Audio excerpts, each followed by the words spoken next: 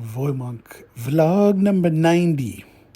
And it is it was officially March a few days ago, but this is the first vlog in March for me.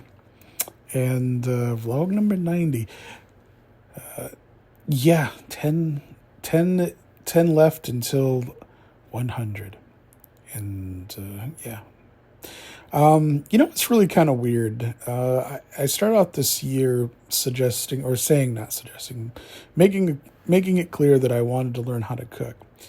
And one of the things I kind of find weird or funny is, the Cooking Network and all this whole cooking stuff like Iron Chef and everything that we have today, all the way up to Gordon Ramsay and stuff. Celebrity chef stuff and all this realities, whatever. The thing is that I've never really considered myself a foodie, right? Because that's a fandom kind of verbiage and description, right? A foodie.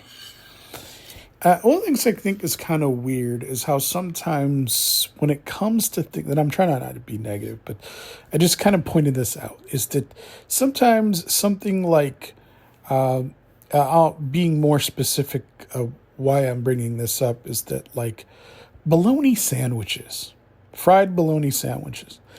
Now, if you're me and you grew up, you didn't have any money, you were poor as AF, then, fried bologna sandwiches is maybe something you would have known about.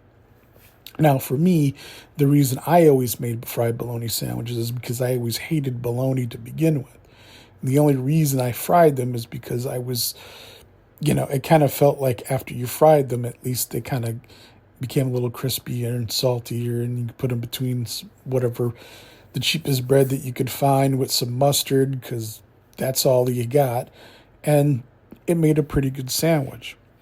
But what I really kind of find funny is with this kind of culture and fandom of foodies, something that's kind of developed is this... I don't really know what it is to call it, but it becomes a trend then, right? And then it kind of becomes this thing where people will make all kinds of claims and pronouncements or whatever, and give these ideas about where it came from and how to make it good and all that stuff. And the funny thing is, it goes more commercial.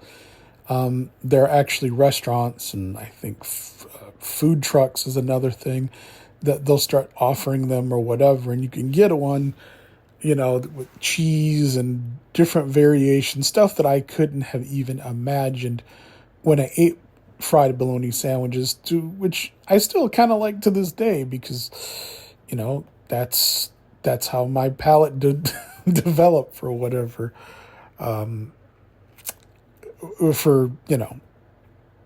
or bad. But the thing is that, like I said, that's what it was. That's what it was. And I'm sure I'm probably not alone in this. I'm sure there's a lot of other foods like pizza or chicken. A lot of foods that really, they have their roots in a lot of very traditional ways that really weren't glamorous, really weren't, dolled up or fancied up, and then, stuck with the really high price tag and stuff. And, then there's all kinds of like ridiculous claims or things that were made about it that simply kind of really weren't true, because people who've never really had these things want to go on a foodie adventure, which is fine. Like I said, I just think it's kind of weird. I really think it's kind of weird how foods that have their, roots a lot of times in very probably not so glamorous and great, histories, become these things that people kind of, create a culture and sometimes even a brand around, and sometimes even stories that take on a life of their own about where they came from and why people did it and how you did it and what was really, at least for me, kind of a ghetto food, because that's exactly where I lived, and that's exactly what I wanted poor growing up, because we didn't have much money. I was kind of think that's hilarious. how 20, 30 years later, things have changed. And now what used to be something that, I don't know, I mean, the price that you could get some of these bologna sandwiches off a food truck, you could probably make enough sandwiches that, you could get through the entire month off bologna sandwiches at the cost and what they, went for back in the day. And I just think that's kind of funny. It's kind of unusual how things can get a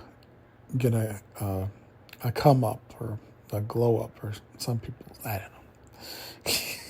Anyways, that's what's on my mind this March 3rd, 2025. And we're in March. Spring's almost here. So until my next vlog, take care.